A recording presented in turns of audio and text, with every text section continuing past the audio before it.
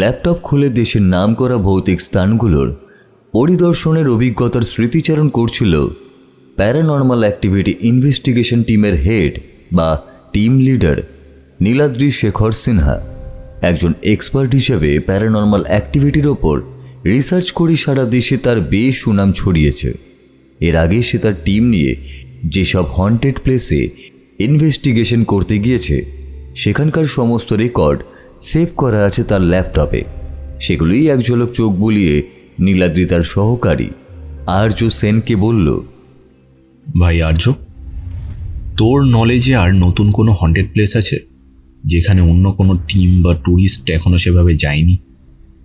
এই ধর কোনো প্রাচীন দুর্গ বা গ্রাম, হোটেল হোক বা বাংলো, আদালত হোক বা দফতর, যাই হোক, মোদ্দা কথা আমি এবার নতুন কিছু অনুসন্ধান করতে চাই যার রহস্য লোকমুখে প্রচলিত, অথচ সেখানে আজ পর্যন্ত কোনো এক্সপার্ট টিম যেতে পারেনি, কিংবা ধর গিয়েও কোনো কারণে ব্যর্থ হয়ে ফিরে এসেছে। সবচেয়ে তো বেটার হয় একদম নতুন কোনো ভয়ঙ্কর ভৌতিক স্থান আবিষ্কার করতে পারলে। আর্যর কপালে চিন্তার ভাঁজ ফুটে উঠল।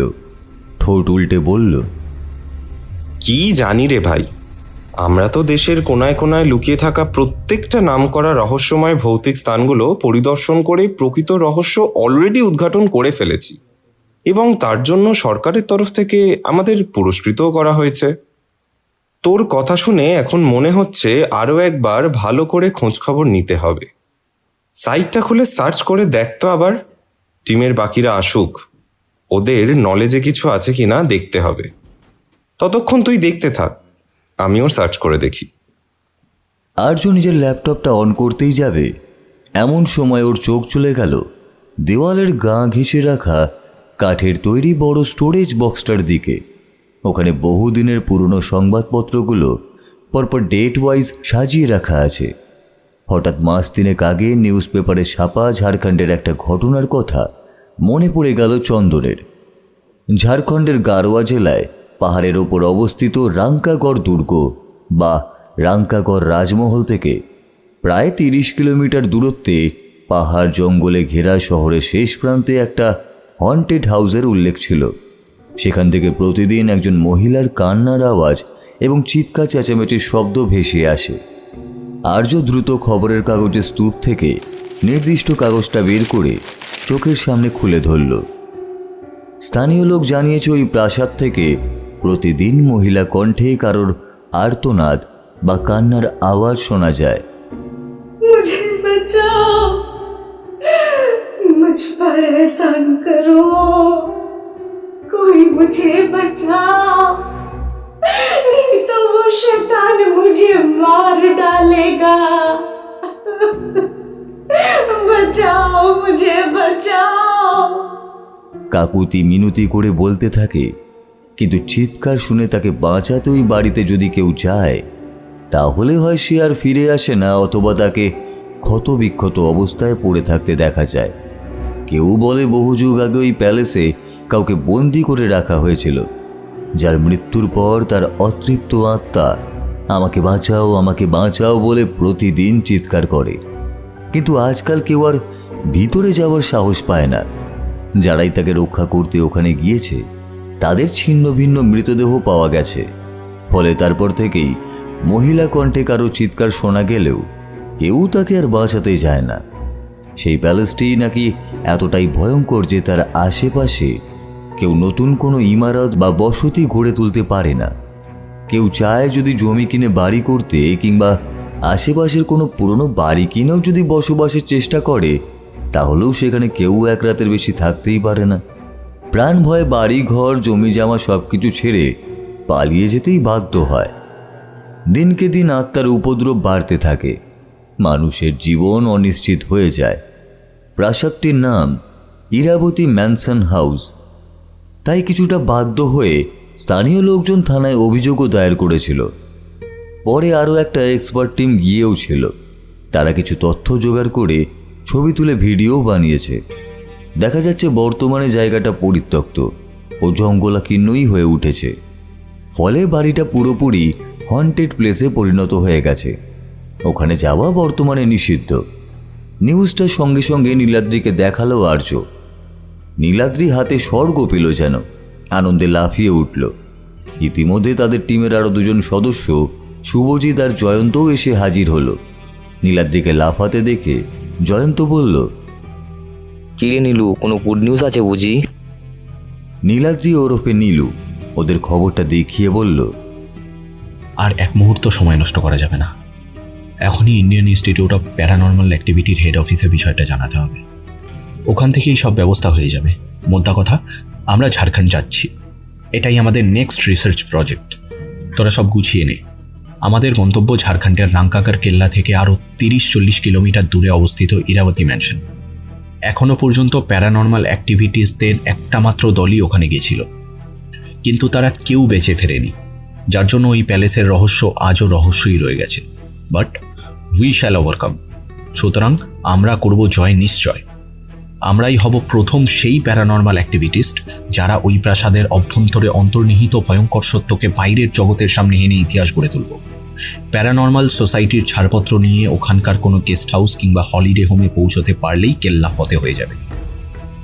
পরিকল্পনা মতো তাদের রিসার্চ প্রজেক্টের বিষয়টা সোসাইটিতে ইনফর্ম করতেই ইনস্টিটিউটের তরফ থেকে জানালো এবারে অভিযানে ওদের গাইড করার জন্য থাকছেন ডক্টর রাজেন্দর পান্ডে। তিনি ওদের সাথে রাঁচিতেই মিট করবেন। সব ব্যবস্থাই হয়ে যাবার পর তারা সোল্লাসে একযোগে সকলে বলে উঠল, operation Jharkhand, hip hip hurray! তারা যে যার বাড়ি গিয়ে গোছগাছ শুরু করে দিল। মাঝখানের একটা দিন নানান ব্যস্ততার মধ্যেই কেটে গেল তাদের। অবশেষে সেই বহু প্রতীক্ষিত সময়টি এসে উপস্থিত হলো। ব্যাকপ্যাক নিয়ে ভোর ভোর 4 জনে বেরিয়ে পড়ল স্টেশনের উদ্দেশ্যে। রাঁচিতে নামতেই পান্ডেজির সাথে দেখাও হয়ে গেল। এরপর দুপুরে ট্রেনে তারা রওনা দিল রাঙ্কাগড় ফোর্টের উদ্দেশ্যে। সেখান থেকে আরও 30 কিলোমিটার পথ পেরিয়ে যেতে হবে তাদের গন্তব্যে। রাত 8টায় যখন রাঙ্কাগড়ে পৌঁছালো তখন কেল্লা বন্ধ হয়ে গেছে। पांडे बोललेन, अपना काम खत्म करके लौटते समय रंकागढ़ फोर्ट दिखा दूंगा। आप लोग चिंता मत करो, पहले हमारा डेस्टिनेशन तक पहुंचना है। सकलेई सम्मति जानिए एक जीप भाड़ा करे उठे पड़ल। इराबती मैनसन थेके 20-25 मिनिटेर व्यवधाने एक झाँ चकचके रिसोर्टे तादेर थाकार व्यवस्था हयेछे। इंडियन इन्स्टिट्यूटेर तरफ थेके पांडेजी सब व्यवस्था करे रेखेछिलेन। रिसोर्टे पौंछे सकले लागेज निये जार जार रूमे चले गेल फ्रेश होते। डिनार करे नीलाद्री पांडेजी एवं टीमेर सकलेर साथे बसे इराबती मैनशने जावार परिकल्पना करे फेलल। ठीक हलो परेर दिन सकाल सकालई तारा ओई हन्टेड प्लेसे रवना देबे। सेदिन राते नीलाद्री रूमे एसे घुमिये पड़ेछिल। हठात् गभीर राते तार कानेर काछे कारोर करुण आकुति शुनते पेल। के जेन काँदते काँदते तार काछे साहाज्य चाइछे। बचाओ, मेहरबानी करके मुझे बचा लो, वो कुंजूस मुझे मार देगा, उसके चंगुल से मुझे बचाओ, कोई मुझे बचाओ। नीलाद्री धर्मर करे बिछानाय उठे बसे। के कथा बोललो? घरे तो केउई नेई, अथच से स्पष्टई एकटी मेयेर गला शुनेछे। द्रुत बेड सुइचटा अन करे घरेर चारपाशे चोख बुलिए खानिक निश्चिंत हलो से। तारपर की मने करे सारा रात लाइट जेले रेखे दिल। एकटा जार्नाल खुले पढ़ते पढ़ते कखन घुम एसे गेछिलो ता खेयाल छिलो ना तार।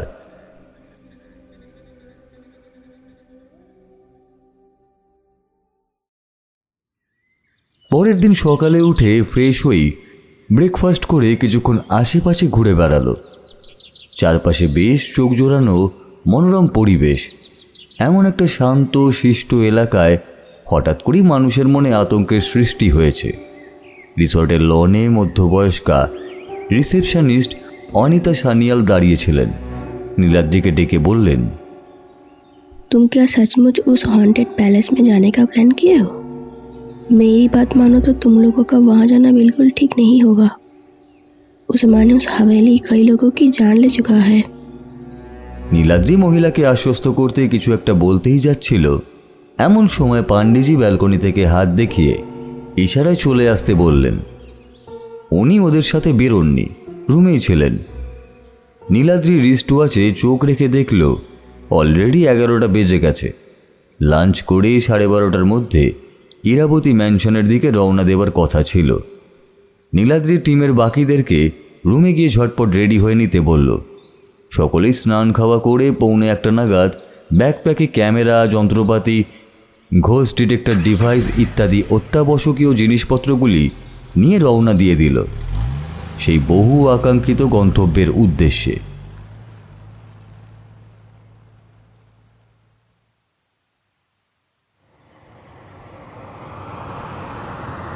কুড়ি 25 মিনিটের মধ্যে তাদের জিপ ইরাবতী ম্যানশনে যাওয়ার গলির মুখে এসে দাঁড়ালো। সঙ্গে সঙ্গে তাপমান যন্ত্রে অদ্ভুতভাবে তাপমাত্রা দ্রুত পরিবর্তন ঘটতে দেখা গেল। মাত্র কয়েক সেকেন্ডের ব্যবধানে তাপমাত্রা ক্রমশ নিচের দিকে নামছে দেখে বিস্ময় উত্তেজনায় তারা উত্তেজিত হয়ে ওঠে। গলিতে ঢোকার মুখে লক গেটের পাশে একজন দারোয়ান গোছের লোক বসেছিল। তার নাম শ্যামলাল। ওরা লোকাল থানার অনুমতিপত্র দেখাতে সেলাম ঠুকে গেটটা খুলে দিল। শ্যামলাল গাড়ি থামাতে বলে সামনে এগিয়ে এলো। ওর চোখে মুখে আতঙ্কের ছাপ লক্ষ্য করে পাণ্ডেজি বাইরে মুখ বাড়িয়ে বলল, क्या हुआ चौकीदार, गाड़ी को क्यों रोका? শ্যামলাল ভয়ার্ত কণ্ঠে বলল, बाबू साहब, आप लोग लौट जाइए, आपकी जान खतरे में है। हर कदम कोई ना कोई बुरा हादसा होता है, चला जाओ यहाँ से। নীলাদ্রি বলল, चिंता मत करो, हमें जाने दो, शाम होने तक हम लोग लौट के आएंगे। চৌকিদার নিরুপায় হয়ে হাভেলের মূল ফটকের চাবিটা পাণ্ডেজির হাতে তুলে দিয়ে বলল, सूर्यास्त होने के पहले ही चले आइए बाबू साहब।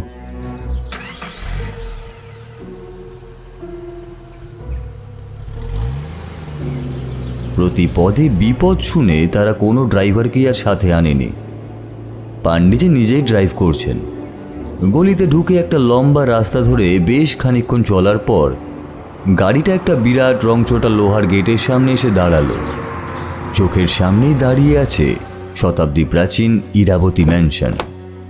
গাড়ি থেকে নেমে গেট দিয়ে ঢুকতেই ঠান্ডায় কাঁপুনি ধরে গেল তাদের শরীরে। দেশে বিদেশের অনেক অনেক খতরনাক হন্টেড প্লেসে তারা প্যারানর্মাল অ্যাক্টিভিটির অস্তিত্ব অনুভব করেছে, রিসার্চ করে আর্থিক পুরস্কার পর্যন্তও পেয়েছে। কিন্তু এতটা হন্টেড জায়গায় আসার এমন রোমাঞ্চকর অভিজ্ঞতা ওদেরই প্রথমই হলো। চারিদিকে বড় বড় গাছপালা, বুনো ঝোপঝাড়, জঙ্গলে ঢাকা, জীর্ণ পলেস্তারা ওঠা অতি পুরাতন প্রাসাদ। বিরাট চত্বরে বৃষ্টির জল জমে শ্যাওলা ধরে গেছে। ভাঙা সারসি, কাঠের আধ ভাঙা দরজা, ফাঁক ফোকর দিয়ে গাছ বেরিয়ে জায়গায় জায়গায় ফাটলের সৃষ্টি করেছে। বাগানে বন্ধ ফোয়ারা, ভিক্টোরিয়া আমলের পুরনো শ্বেত পাথরের স্ট্যাচু, উড়ন্ত পরী ইত্যাদি ব্রিটিশ আমলের এক ঐতিহ্যময় প্রাসাদের ঐতিহাসিক নিদর্শন বহন করছে। ঠান্ডা ক্রমশই বেড়ে চলেছে। নিজেদের মধ্যে কথাবার্তা বলতে বলতে তারা প্রাসাদের ভিতরে প্রবেশ করল। চারিদিক ধুলো, ঝুল আর মাকড়সার জালে ভরেছিল। কাঠের ফার্নিচারে ঘুণ ধরে কবেই নষ্ট হয়ে গেছে। অন্যান্য সব আসবাবপত্রগুলো পুরনো লটঝড়ে হয়ে পড়ে আছে। চারিদিকে বাদুড় চামচিকির বাসা মাথার উপর দিয়ে ঝাঁকে ঝাঁকে উড়ে যাচ্ছে। টিম লিডার নীলাদ্রি সকলকে তাদের কাজগুলো আগেই বুঝিয়ে দিয়েছিল। সবাই ব্যাকপ্যাক থেকে সাজ সরঞ্জাম বের করে জায়গা মতো ফিট করে দিল। জয়ন্ত ক্যামেরার দায়িত্বে ছিল। তথ্য তল্লাশির সময় সমস্ত কিছুরই ফটো, ভিডিও ইত্যাদি রেকর্ড করাই ছিল তার কাজ। আর্য ছিল প্যারানর্মাল অ্যাক্টিভিটির তীব্রতা এবং তাপমাত্রা মাপার যন্ত্র চালানোর দায়িত্বে। শুভঙ্করের দায়িত্ব ছিল সব রকম অতিলৌকিক বা অদ্ভুতরে শব্দ রেকর্ড করা এবং শব্দ তরঙ্গ পরিমাপ করা।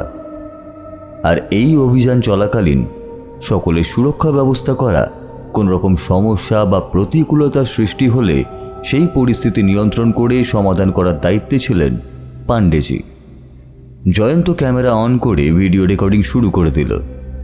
কিন্তু লোকমুখে প্রচলিত ইতিহাস অনুযায়ী যাকে বন্দি করে রাখা হয়েছিল কিংবা সেই রহস্যময় চমৎকারের উৎস খুঁজতে ব্যস্ত ছিল নীলাদ্রি। যদি জলজান্ত কোনো প্রমাণ পাওয়া যায় এই ভেবে চারপাশে উৎসুক দৃষ্টিতে তাকিয়ে দেখছিল সে। কিন্তু এই প্রাসাদে প্রবেশ করার সাথে সাথেই অদ্ভুত একটা অনুভূতি হচ্ছে নীলাদ্রির।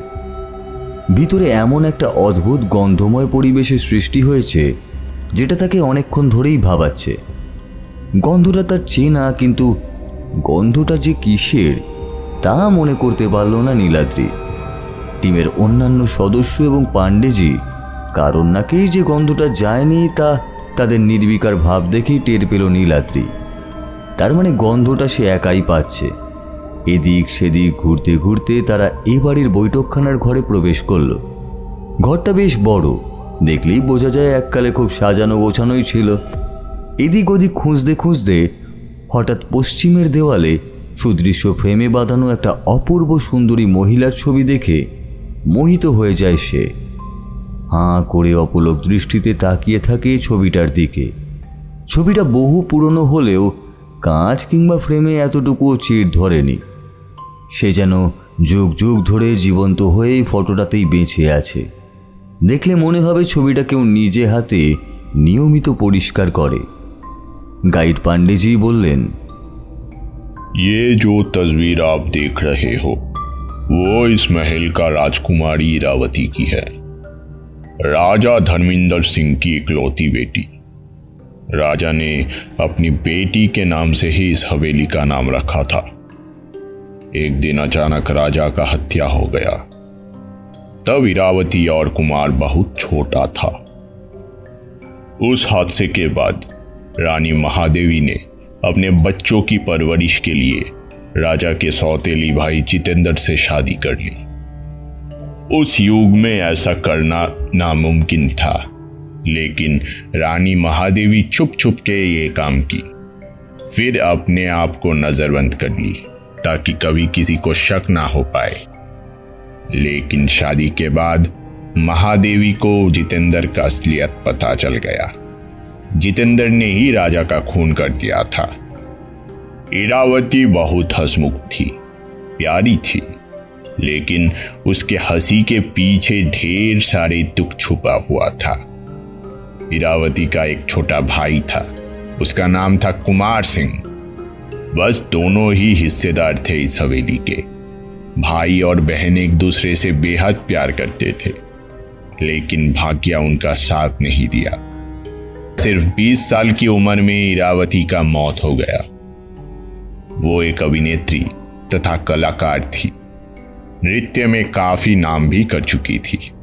साथ ही साथ वो सरकार के लिए मानो एक गुप्तचर का काम भी किया करती थी।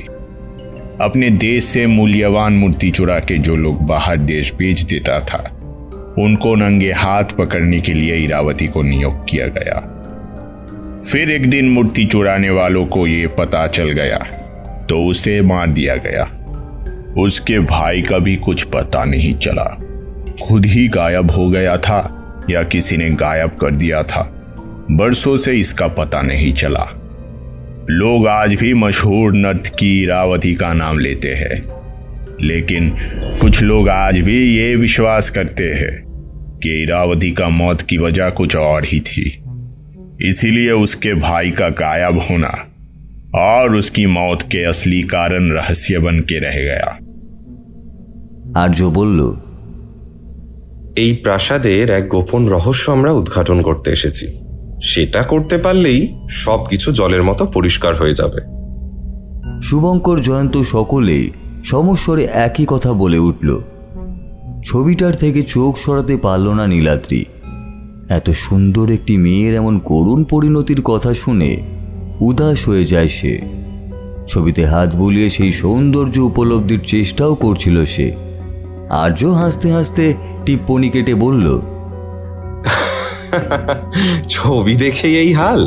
যদি ইরাবতী বেঁচে থাকতো তাহলে তোকে সামনে পেলে তোর যা অবস্থা হতো, তাতে তো তোকে ইরাবতীর থেকে আলাদা করাই মুশকিল হয়ে যেত। শেষে ডাক্তার বদ্যি ডাকতে হতো, খবর পেয়ে পুলিশও এসেও হানা দিত। আর্যর কথা শুনে হো হো করে হেসে উঠল সকলেই। কিন্তু কে কি বলছে তাকে নিয়ে নীলাদ্রি তাতে কোনো হুঁশই ছিল না। কেবলই মনে হতে লাগলো মূর্তি পাচারকারীদের হাতে ওর মৃত্যু হয়নি, অন্য কোনো রহস্য আছে। গভীর কোনো ষড়যন্ত্রের আভাস পেল নীলাদ্রি। ছবির দিকে তাকিয়ে থাকতে থাকতেই একসময় মনে হলো ছবিটা যেন একটু নড়ে উঠল। একটা ঠান্ডা শীতল অনুভূতি তার হাত ছুঁয়ে গেল। মনে হলো ছবির সেই নারী মূর্তি নীলাদ্রির হাতে হাত রেখে হাসি মুখে ওর দিকেই তাকিয়ে আছে।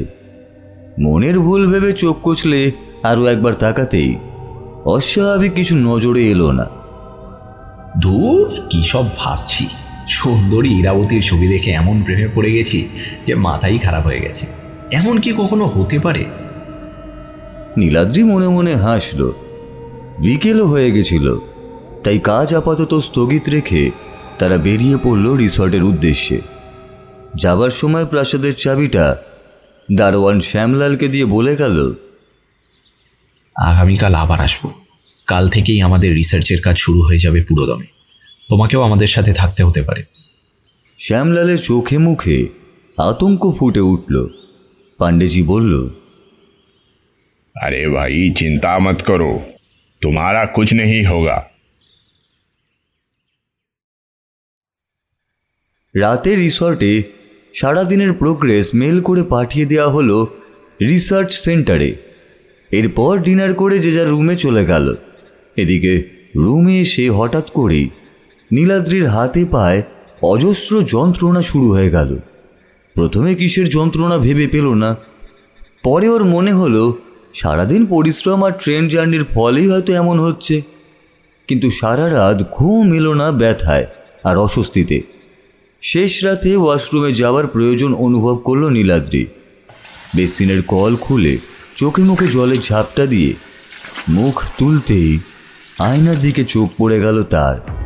সঙ্গে সঙ্গেই সে যেন কয়েক হাজার ভোল্টের শক খেল। আয়নায় একটা অস্পষ্ট ছায়া দাঁত মুখ খিচিয়ে তার দিকেই তাকিয়ে আছে। গলায় দুটো অদৃশ্য হাতের ছাপ ক্রমশই বেড়ে চলেছে। কিভাবে সম্ভব? আয়নায় যাকে দেখছি সে কে? কে কে আমার গলা টিপে ধরছে? নীলাদ্রি যখন এসবই ভাবছে এমন সময় আয়নার ভেতর থেকে বিভৎস হাড় কাঁপানো হাসি ভেসে এলো।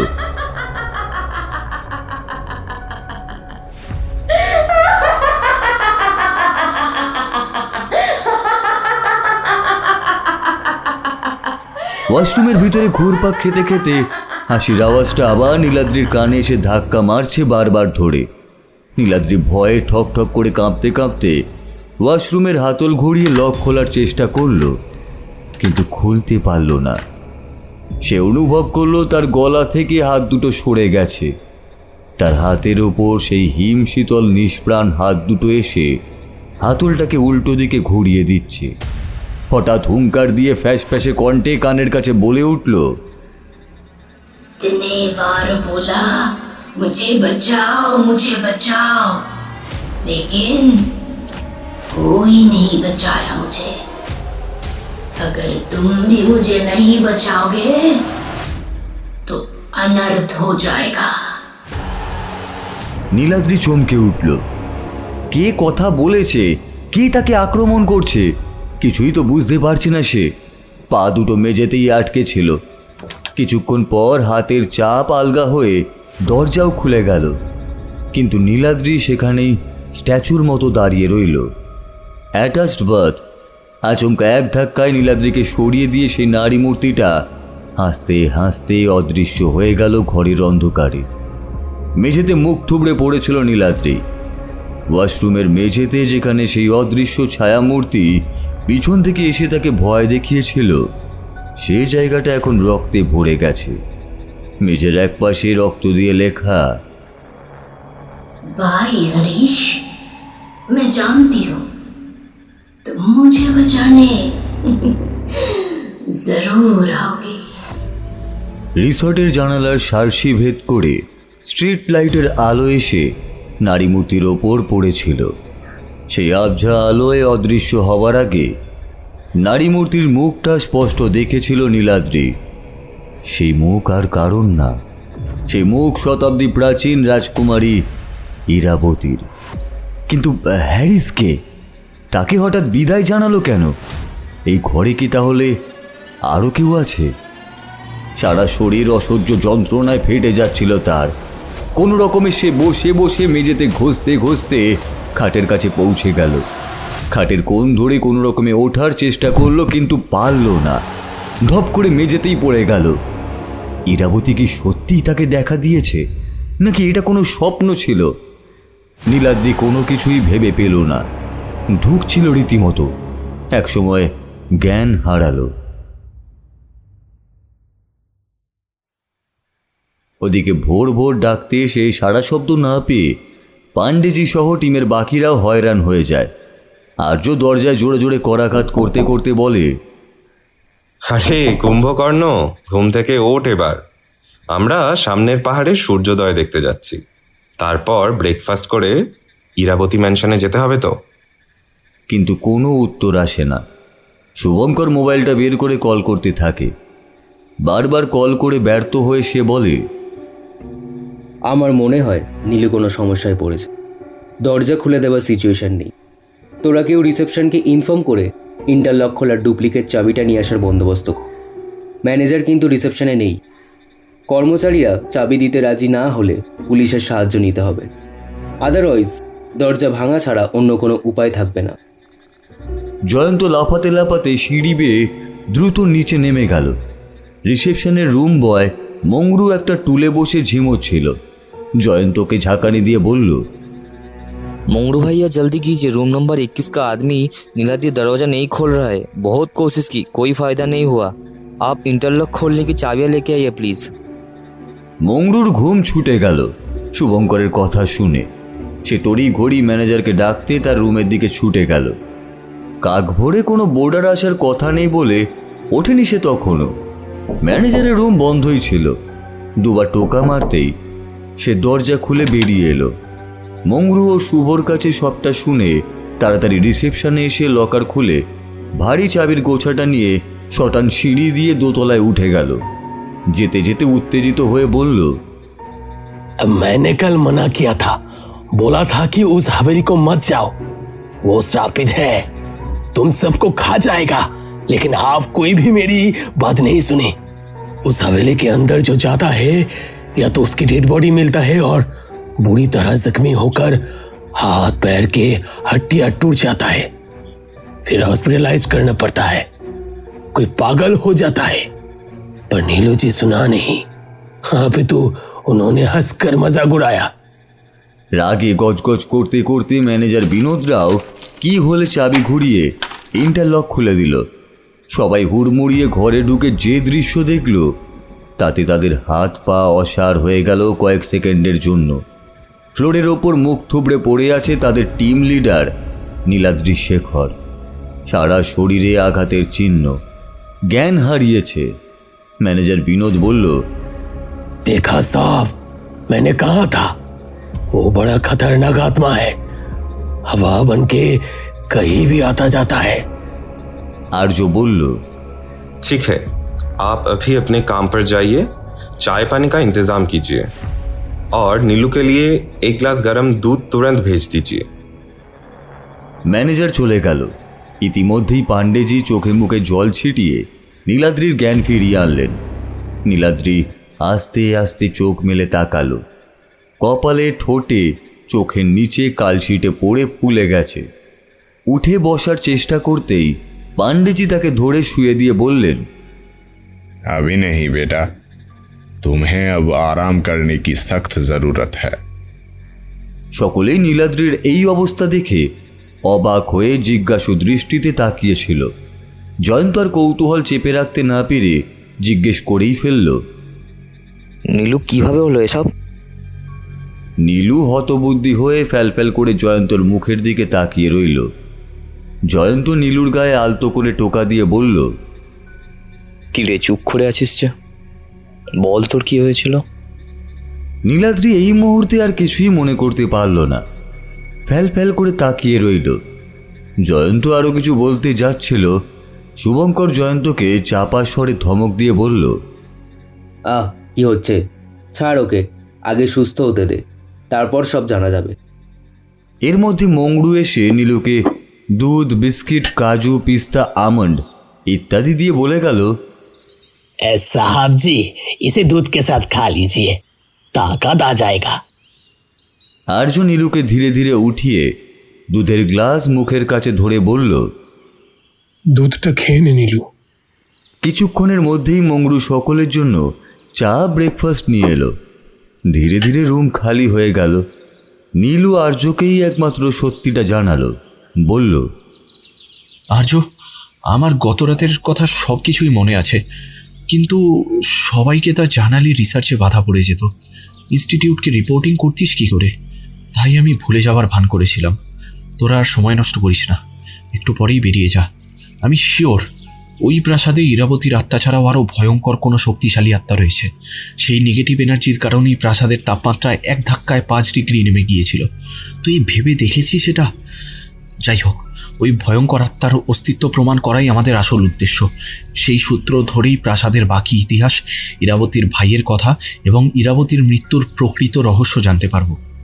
তোকে বলা হয়নি, ইরাবতী ম্যানশনে আসার অনেক আগে থেকেই কেউ আমার স্বপ্নে দেখা দিত। ফটো ফ্রেম থেকে মুখে স্বচ্ছ ওড়না চাপা দেওয়া এক নারী মূর্তিকে দেখতে পেতাম, কিন্তু ওড়নার ঠাসা কারুকার্যের আড়ালে ওর মুখটা বোঝা যেত না। একটাই চেহারা শুধু নজরে আসতেও যখনই স্বপ্ন দেখে ঘুম ভেঙে যেত, সেই চেহারা আমার চোখের সামনে থেকে অদৃশ্য হয়ে যেত। একটা চাপা কান্নার আওয়াজ পেতাম, কেঁদে কেঁদে বলতো, मुझे बचाओ, मुझे कोई बचाओ।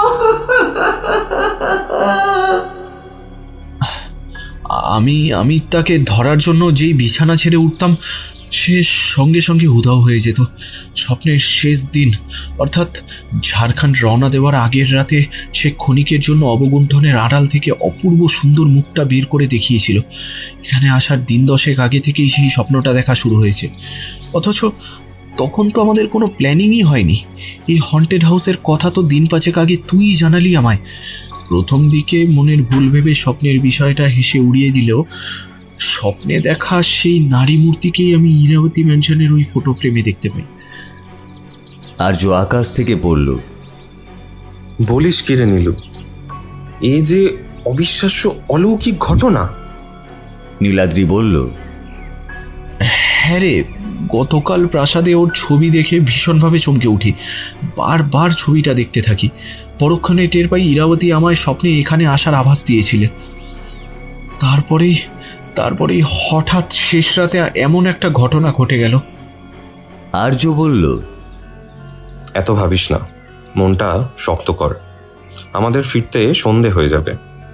আমি ইরাবতী ম্যানশন থেকে তোর সাথে যোগাযোগ করার চেষ্টা করব। ল্যাপটপটা অন রাখিস। এখন ব্রেকফাস্ট করে সারাদিন রেস্ট নে, কোথাও একা বেরোস না কিন্তু। আর্য নীলাদ্রি রুম থেকে বেরিয়ে এসে সকলকে রেডি হয়ে নিতে বলল। আজ সে টিম লিডার। পাণ্ডেজির সাথে আলাপ আলোচনা করে টিম নিয়ে কিছুক্ষণের মধ্যেই রওনা দিল ইরাবতী ম্যানশনের দিকে। গলির মুখে গাড়ি নিয়ে হাজির হতেই শ্যামলাল গেট খুলে সেলাম ঠুকে চাবিটা পাণ্ডেজিকে হ্যান্ড ওভার করে বলল, कल तो थोड़ा बहुत देर हो गया था, लेकिन आज 5, 5:30 के अंदर ही चले आना, क्योंकि आज शाम को यानी कि पूरा चांद निकलने वाला है। दुष्ट आत्मा आज और भी खतरनाक और खूंखार हो जाएगा, इसीलिए सूर्यास्त होने से पहले ही तुम वहां से चले आना।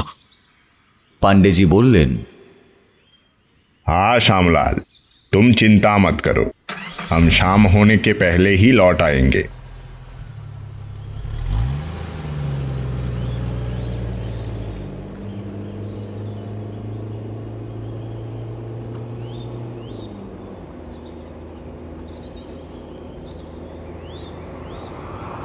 শ্যামলালের সাথে কথা বলে গাড়ি নিয়ে যখন প্রাসাদের সামনে গিয়ে দাঁড়ালো, তখন প্রায় 1টা বাজে।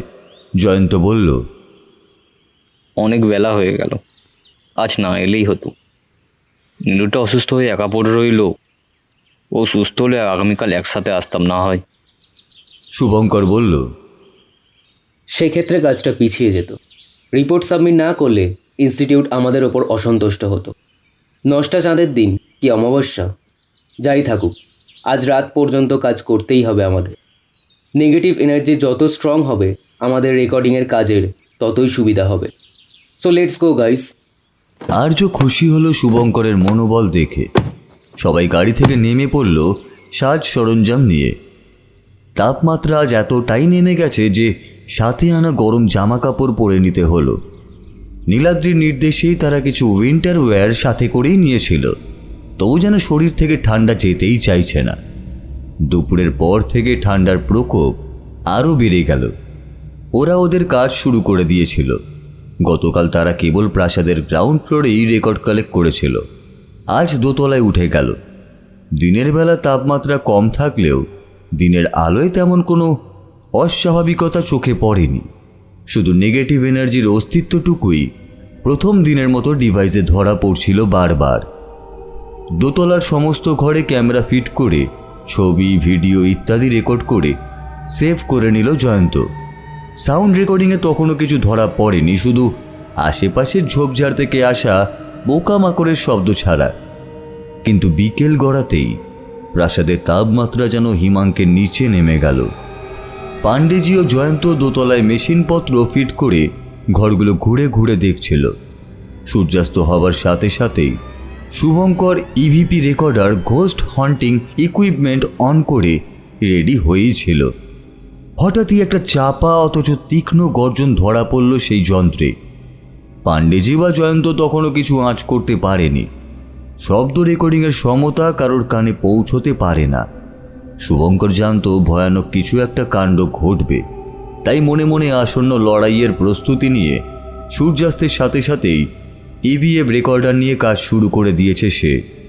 এই মুহূর্তে সেই যন্ত্রে শব্দ তরঙ্গের দৈর্ঘ্যতা মাপতে গিয়ে মনে মনে কেঁপে উঠেছে শুভঙ্কর। শ্যামলাল যে কোনো মন গড়া কথা বলেনি তা কিছুক্ষণের মধ্যেই টের পেল তারা।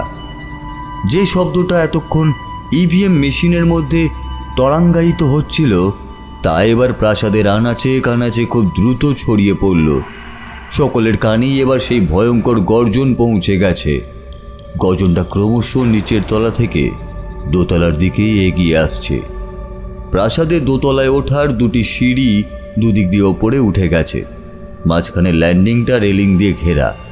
ডান দিকে সিঁড়িতে ধপ ধপ করে কারোর উঠে আসার শব্দ পেল সকলে। আর্যর নির্দেশে টর্চ, মোমবাতি সব নিভিয়ে দিয়ে রুদ্ধশ্বাসে দাঁড়িয়েছিল তারা। তাই ঘুটঘুটে অন্ধকারে কিছুই দেখতে পাওয়া গেল না। জয়ন্ত ফিসফিস করে বলল, আর্য, ওখানে দাঁড়িয়ে থেকে নিজের মৃত্যু ডেকে আনার কোনো মানেই হয় না। চল আমরা তাড়াতাড়ি ওপাশের সিঁড়ি দিয়ে নিচে নেমে যাই। মেন গেট খোলা আছে, নিচে নেমে গেলেই বেরোবার পথ পেয়ে যাব। আর্যরা বাঁদিকে সিঁড়ি দিয়ে নেমে যেতে উদ্যত হতেই সে হাওয়ার গতিতে উড়ে গিয়ে দরজাটা সপাটে বন্ধ করে দিল। তার চেহারা এখন অনেকটাই বোঝা যাচ্ছে। সে যে কি ভয়ঙ্কর তা দেখলে বুকের রক্ত হিম হয়ে যায়। মুন্ডিত মস্তক, দৈত্যাকার মিশমিশে কালো লোমশ চেহারা, কোটি দেশে কেবল কালো রঙের একখণ্ড বস্ত্র জড়ানো, ঝকঝকে সাদা দাঁতের শাড়ি, ঠোঁটের দুপাশ থেকে দুটো তীক্ষ্ণ সদন্ত উকি মারছে। সাপদের মতো আয়তকার ধূর্ত চোখের চাহনি, পিঠের দুপাশের দুটো কদাকার ডানা, মাথায় কর্যত শিং, কানে কর্ণকুণ্ডল, গলায় শয়তানের মুখ আঁকা গোলাকার তাবিজ। নিষ্ঠুর হাসি হাসতে হাসতে তাদের সামনে এসে দাঁড়ালো। জয়ন্ত, শুভঙ্কর, পাণ্ডেজি তিনজনেই বন্ধ দরজার গায়ে পদাঘাত করতে লাগলো। দেওয়ালের এক কোণে শাবল, গাঁইতি ইত্যাদি জড়ো করে রাখা ছিল। আর্য ছুটে গিয়ে শাবল, গাঁইতি এনে অনেক চেষ্টা করলো। দরজাটা কমজোরি হয়ে গেছিল। শাবলের আঘাতে ছিটকিনি ভেঙে গেল, তবুও হাজার চেষ্টা করেও দরজাটা ভাঙতে বা খুলতে পারল না ওরা। সেই দুরাত্মা তার সমস্ত অতিলৌকিক শক্তি দিয়ে দরজা চেপে ধরেছে। ওই পিশাচের পৈশাচিক ক্ষমতার সাথে পেরে ওঠা দায়। পিশাচটার মাথায় শাবল মেরে পালাবার চেষ্টা করলেন পাণ্ডেজি, কিন্তু ওই অপশক্তির কাছে সেই আঘাত অতি তুচ্ছ প্রমাণিত হলো। সে পাণ্ডেজির গলা ধরে একেবারে শূন্যে তুলে ছুঁড়ে দিল। জয়ন্ত আর শুভঙ্কর একপাশে দাঁড়িয়ে পরস্পরকে জড়িয়ে ধরে ঠকঠক করে কাঁপছিল। আর্য এক পা দুপা করে পিছিয়ে যেতে লাগলো বৈঠকখানা ঘরের দিকে। ঘরের পিছনে একটা খিড়কির দরজা আছে, সেটা খুলে বেরিয়ে যাওয়ার চেষ্টা করছিল আর্য। মুহূর্তের মধ্যেই একটা ধারালো নখরযুক্ত জান্তব থাবা এসে তার পিঠের ওপরে পড়ে এক খাবলা মাংস তুলে নিল। প্রচণ্ড যন্ত্রণায় চিৎকার করে উঠল আর্য। পাণ্ডেজির হাড় গোড় ভাঙা শরীরটা অচৈতন্য হয়ে পড়েছিল প্রাসাদের মেঝেতে। শুভঙ্কর আর জয়ন্ত ভয় কাঁপলেও পকেট থেকে লাইটার বের করে শয়তানটা লোমশ গায়ে আগুন ধরাবার চেষ্টা করতেই ক্রুদ্ধ হয়ে মাটিতে পড়ে থাকা শাবল দিয়ে দুজনের মাথায় জোরে আঘাত করল। সঙ্গে সঙ্গে রক্তাক্ত কলেবরে তারা মাটিতে লুটিয়ে পড়ে গেল। পিশাচটা মহানন্দে হাসতে হাসতে সেই রক্ত জিভ দিয়ে চেটে চেটে খেতে লাগলো।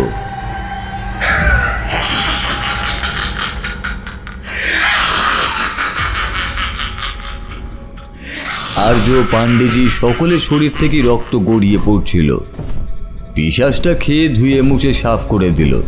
তারপর নিঃসার দেহগুলোর দিকে একবার দৃষ্টিপাত করে হাসতে হাসতে উধাও হয়ে গেল সেখান থেকে।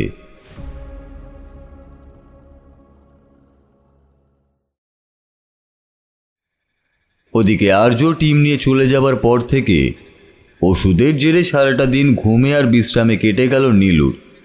রিসর্টের অদূরে একটা বিশাল অ্যাপার্টমেন্টে ডক্টর অনিকেত শর্মা তার ফ্যামিলিকে নিয়েই থাকেন।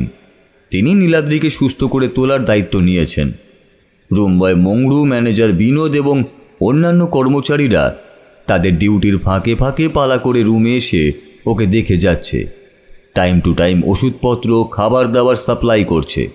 সকলের যত্নে সন্ধ্যার পর থেকে একটু একটু করে গায়ে জোর ফিরে পেল। কাহাতাক আর শুয়ে বসে থাকতে ভালো লাগে, তাই বেড থেকে নেমে ব্যালকনিতে যাওয়ার চেষ্টা করল সে। ঠিক এমন সময় একটা অদ্ভুত শব্দ তরঙ্গ খেলে গেল নীলুর মাথার ভিতরে। তার মাথার মধ্যে ঠিক যেমন শব্দ তাদের খোঁজ ডিটেক্টর ডিভাইসে ধরা পড়ে, অথচ বাইরে শব্দের কোনো উৎস নেই। হঠাৎ তার চোখ পড়ে গেল একপাশে রাখা খোলা ল্যাপটপটার দিকে। সঙ্গে সঙ্গে তার সঙ্গীদের কথা মনে পড়ে গেল। ওদের ডিভাইসগুলো থেকে তার ল্যাপটপে সব রকম সিগন্যাল আসার কথা, কিন্তু এক্ষেত্রে শুধু শব্দ তরঙ্গই প্রতিফলিত হচ্ছে, যার মাত্রা ও দৈর্ঘ্যতা কোনো নেগেটিভ এনার্জি সাউন্ড ক্যাপচার করার স্বাভাবিক মাত্রার থেকে বহু গুণ বেশি। নীলুর বুকটা ছ্যাদ করে উঠল অজানা আশঙ্কায়। ঠিক তখনই ল্যাপটপের স্ক্রিনে কতগুলো শব্দ ফুটে উঠল, যা রক্ত দিয়ে লেখা। Please, please save them. I'm helpless. Please save me too, Harish. আবার সেই হ্যারিস ডাকটা শুনে নীলুর বুক কেঁপে উঠল। হ্যারিস নামটা শুনলেই ওর মাথার ভিতরটা কেমন তালগোল পাকিয়ে যায়। বহু দূর থেকে অপার্থিব কণ্ঠে ওই ডাক ভেসে আসে। ইতিমধ্যেই স্ক্রিনে লেখাটা মুছে গিয়ে একটা হাড় কাঁপানো দৃশ্য চোখের সামনে ভেসে উঠল। আর্য সহ টিমের অন্যান্য সকলের রক্তাক্ত, ক্ষতবিক্ষত, নিষ্পন্দ শরীরের ছবি। ইরাবতীর ফটো ফ্রেমের দেওয়াল ঘেঁষেই তাদের রক্তাক্ত দেহগুলো পড়ে আছে। ইরাবতীর সুন্দর মুখটা যন্ত্রণা ক্লিষ্ট হয়ে কুঁকড়ে গেছে। মাথা থেকে পা অবধি বিদ্যুতের শিহরণ খেলে গেল নীলুর। বুক ফাটা আর্তনাদ করে উঠল সে।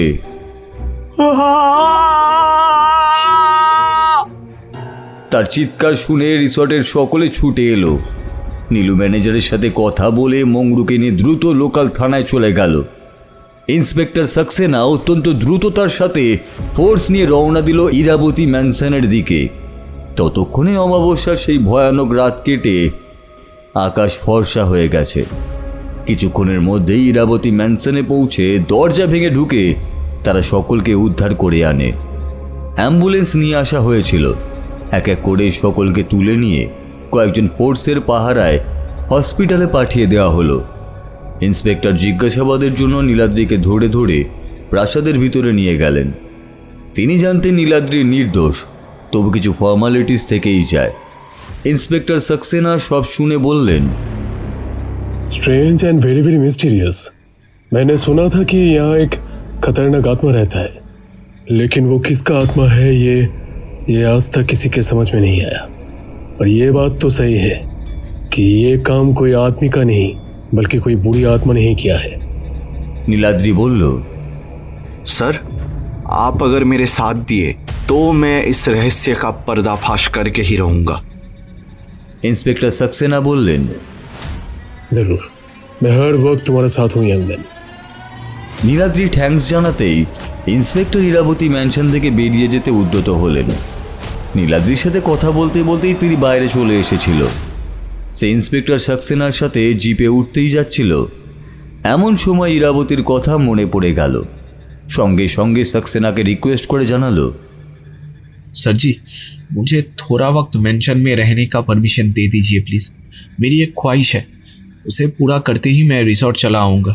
आप मुझे कोई ऑफिसर या कांस्टेबल को मेरे साथ थोड़ा वक्त मेंशन में रहने का इंतज़ाम कर दीजिए प्लीज़।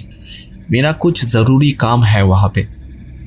ইন্সপেক্টর সাক্সেনা নীলাদ্রির সাথে দুজন কনস্টেবলকে রেখে গেলেন। কনস্টেবলরা ইন্সপেক্টরের নির্দেশ মতো গেটের কাছেই পাহারায় বসে রইল। নীলাদ্রি এবার ম্যানশনের ভিতরে সেই জায়গায় গিয়ে উপস্থিত হলো যেখানে ইরাবতীর বাঁধানো ফটো ফ্রেম রয়েছে। প্রথম দিনই দেখেছিল এই ঘরটা দিনের বেলাতেও প্রায় অন্ধকারাচ্ছন্ন, ঠান্ডা এবং স্যাঁতস্যাঁতে থাকে। এই মুহূর্তেও ঘরটা আলো আধারিতে ভরা। সে অবাক হয়ে দেখল ছবিটা হঠাৎই জীবন্ত হয়ে উঠেছে। চোখের পাতা আর ঠোঁট দুটো নড়ছে। ছবির ভিতর থেকে ইরাবতী হাসি মুখে তাকিয়ে আছে নীলাদ্রির দিকে। নীলাদ্রি হাত জোর করে বলল, प्लीज़ मुझे सच सच बता दो, तुम क्यों मेरे पीछे पड़े हो और क्यों बार बार तुम मुझे हरीश कहकर पुकारती रहती हो। अभी तुम हंस रहे हो, मुझे प्यार से देख रही हो, पर कल रात तुमने मुझे इतना मारा और इतना डराया कि मुझे आज पूरा दिन घर पर ही रहना पड़ा। लेकिन क्यों? आखिर क्या किया मैंने? मैं तो तुम्हें पहले कभी देखा ही नहीं, तब भी तुम मुझे क्यों सताती हो? क्यों मारना चाहते हो मुझे? ইরাবতীর চোখ বেয়ে জল গড়াতে দেখে বিস্ময়ে হতবাক হয়ে গেল নীলাদ্রি। ধীরে ধীরে ফটো ফ্রেম থেকে একটা অস্পষ্ট ছায়ামূর্তি বেরিয়ে এলো। নীলাদ্রি ভাষা হারিয়ে ফেলল তাকে দেখে। ইরাবতীর অতৃপ্ত আত্মা এখন তার চোখের সামনে পূর্ণাঙ্গ চেহারা নিয়ে দাঁড়িয়ে আছে। মুগ্ধ হয়ে তাকিয়ে থাকে নীলাদ্রি। ইরাবতী আবেগঘন কণ্ঠে বলে ওঠে, मैंने जो कुछ भी किया तुम्हें बचाने के लिए किया हरीश। मैं जानती थी अमावस की रात को मेंशन में रहने वाला वो पूरी आत्मा और भी खतरनाक हो जाता है। वो पिछले जन्म में दरअसल एक शैतान का साधक था। शैतान खुश होकर उसे बहुत ताकतवर बना दिया, शैतानी शक्ति दे दी जिससे वो कुछ भी कर पाता है।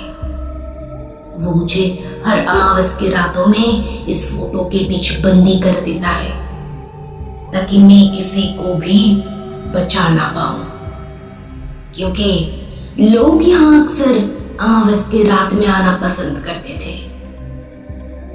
कितने सारे मासूम लोग यहाँ आके उस शैतान के हाथों मर चुका है, उसका कोई हिसाब किताब नहीं। कल रात को तुम्हें डरा कर मैंने यहाँ आने से रोक दिया, लेकिन सुबह हो चुका था इसलिए मैं भाग गई। तुम्हारे दोस्तों के बारे में कुछ ना कह सका। उन्होंने जो भी मशीन अपने साथ ले गया उस शैतान ने मशीन को उड़ा दिया। सिर्फ साउंड ट्रैक के मशीन को वो बिगाड़ नहीं पाया, क्योंकि वो मशीन उस खूंखार शैतानी आत्मा की नजरों के पीछे रह गया। लेकिन हरीश, तुम क्या सचमुच मुझे भूल गए हो? पिछले जन्म की कोई भी बात याद नहीं तुम्हें? मैं तो बस इतने बरसों तक तुम्हारे आने का इंतजार करती रही। जानती थी कि तुम फिर जन्म लेने वाले हो। तुम कल मेंशन में आते ही तुम्हें देखकर मैं चौंक गई थी। वही शक्ल, वही चेहरा, वही चाल। फिर तुम्हारे स्पर्श से मैं तुम्हें पहचान गई थी। जब तुम मेरे फोटो को अपने हाथों से छुआ तब मैं समझ गई थी कि तुम मेरे पिछले जन्म का प्यार हरीश हो। নীলাদ্রি চমকে ওঠে ইরাবতীর কথা শুনে। ইরাবতী ফটো ফ্রেমটা সরিয়ে পিছনের খোপ থেকে একটা সোনার চেন বের করে নীলাদ্রিকে দেখায়। গোল চাকতির মতো লকেটটা খুলতেই পাশাপাশি দুটো ছবি দেখে থ বনে যায় নীলাদ্রি। এই যে অবিশ্বাস্য, নিজের চোখকে বিশ্বাসই করতে পারছে না নীলাদ্রি। লকেটের একদিকে ইরাবতীর ছবি, আরেকদিকে রয়েছে স্বয়ং নীলাদ্রি। উত্তেজনায় থরথর করে কাঁপতে থাকে নীলাদ্রি। এও কি সম্ভব? তার পুনর্জন্ম হয়েছে। আগের জন্মে তার নাম ছিল হ্যারিস। ধীরে ধীরে সব কিছুই স্পষ্ট হয়ে গেল নীলাদ্রির কাছে। তবে এখনও তার মনে অনেক প্রশ্ন রয়েছে, সেগুলোর উত্তর না জানা অবধি আসল সমস্যার সমাধান করা যাবে না। ইরাবতী নীলাদ্রির মনের অবস্থা টের পেয়ে তাকে সম্মোহিত করে ফটো ফ্রেমের চোখের দিকে সরাসরি তাকিয়ে থাকতে বলল। নীলাদ্রির চোখের সামনে একের পর এক অতীতের সমস্ত ঘটনার চালচিত্র ফুটে উঠল। সে ফিরে গেল সেই সুদূর অতীতে, যখন ব্রিটিশরা এদেশ ছেড়ে চলে গেল, অর্থাৎ দেশ স্বাধীন হওয়ার মাত্র কিছুকাল পরের কথা। ব্রিটিশরা চলে গেলেও তাদের পোশাক আশাক, চাল চলন, শিক্ষা দীক্ষা, ইংরেজি ভাষার শিক্ষা ইত্যাদির ধারাবাহিকতা বজায় রেখেছিল নিজেদের পরিবারে। তারা ছিল আধুনিক মনস্ক। তবে ঝাড়খণ্ডের এই অংশে মানুষের মন তখনও অতটা উন্নত হয়নি। তারা ছিল পর্দানসীন এবং রক্ষণশীল। ইরাবতীদের পূর্বপুরুষরা ব্রিটিশ আমলের প্রভাবশালী রাজা ছিলেন। তবে স্বাধীনতার পর রাজ্যপাট উঠে গেলেও রাজকীয় ঠাঁটবাট ও খেতাবের অস্তিত্ব রয়েই গেছিল। ইরাবতীর বাবা রাজা মহেন্দ্র সিং আধুনিক মনস্ক ছিলেন। প্রাসাদের নাম পাল্টে মেয়ে ইরাবতীর নামেই নাম রেখেছিলেন। রাজা মহেন্দ্রর একদিন তার ভাই জিতেন্দ্রের হাতেই খুন হলেন। রানী মহাদেবী ছোট দুটি ছেলে মেয়েকে নিয়ে আতান্তরে পড়ে গেলেন। তিনি নামেই রানী ছিলেন। রাজমহলের সমস্ত দায়িত্ব ছিল রাজার দৈমাত্রেয় ভাই জিতেন্দ্র সিংয়ের হাতে। রানীকে বিবাহ করে রানী মহাদেবী এবং তার সন্তান সন্ততিদের নিজের নিয়ন্ত্রণে রাখতেই চেয়েছিলেন জিতেন্দ্র। সে ছিল ক্ষমতাবান, লোভী, ধূর্ত রাজা। জিতেন্দ্রের কথা অমান্য করলেই ওদের উপর অকথ্য অত্যাচার চালানো হতো। এই পর্যন্ত দেখার পর ইরাবতীর আত্মা নিজের ভাষায় অতীতের কথা বলে উঠল। एक दिन हमारी माँ रानी महादेवी भारी बुखार के कारण इस दुनिया को छोड़कर चली गई। मैं और कुमार मानो गहरे समुंदर में डूब गए। जितेंद्र के साथ पहले से ही हमारी दूरी बनी हुई थी। माँ की मौत के बाद जितेंद्र और हमारे बीच फासले बढ़ाते चले गए। जितेंद्र शैतान की पुजारी था। एक अमावस की रात हमने जितेंद्र को शैतान का आह्वान करते हुए देख लिए थे। নীলাদ্রি চমকে উঠল ইরাবতীর কথা শুনে। সে বলল, ওরে বাবা, শয়তানের উপাসনা, সে কি? हाँ, शैतान। वो अपना खूंखार चेहरा लेकर जितेंद्र के सामने आया और पूछा कि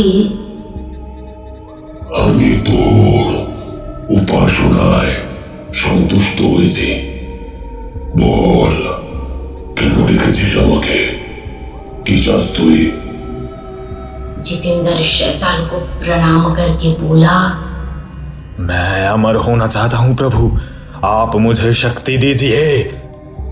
शैतान उसे अनोखा और परलोक से संबंधित पैशाचिक क्षमता देकर बोला, আমার নরবলির রক্ত চাই। সে রক্তের সাথে ঝাঁক রক্ত মিশিয়ে তার মধ্যে তোর অঙ্গ থেকে কয়েক ফোঁটা রক্ত নিয়ে একসাথে যজ্ঞের আগুনে আহুতি দিতে পারলে তুই অমরত্ব প্রাপ্ত হবি। शैतान चले जाने के बाद जितेंद्र खुशी के मारे हंस उठा और जोर जोर से बोलने लगा,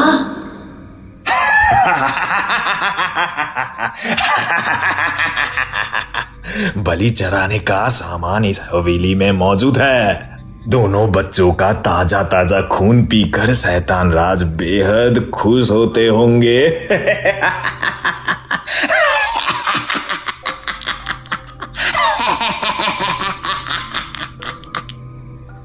मैं बस 16 वर्ष की थी और कुमार सिर्फ 10 बरस का था। मैं और इंतजार नहीं की, कुमार को लेकर मैं भाग गई थी। मम्मी ने चले जाने से पहले हम दोनों को एक शक्तिशाली ताबीज और एक मंत्र लिखा हुआ चिरकुट देकर, ये ताबीज तुम्हारे पास ही रखना।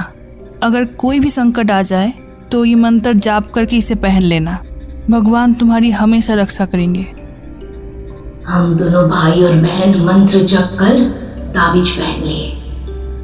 आधी रात को जितेंद्र जब गहरा नींद में था, तब जितेंद्र के पालतू कुत्ते टोनी को नींद की गोलियां देकर पुराने नौकर रामू चाचा की मदद से हवेली के बाहर निकल गए। उसी दिन से मेरे जीवन संग्राम शुरू हो गया। मैं नृत्य कला और अभिनय में पारदर्शी थी।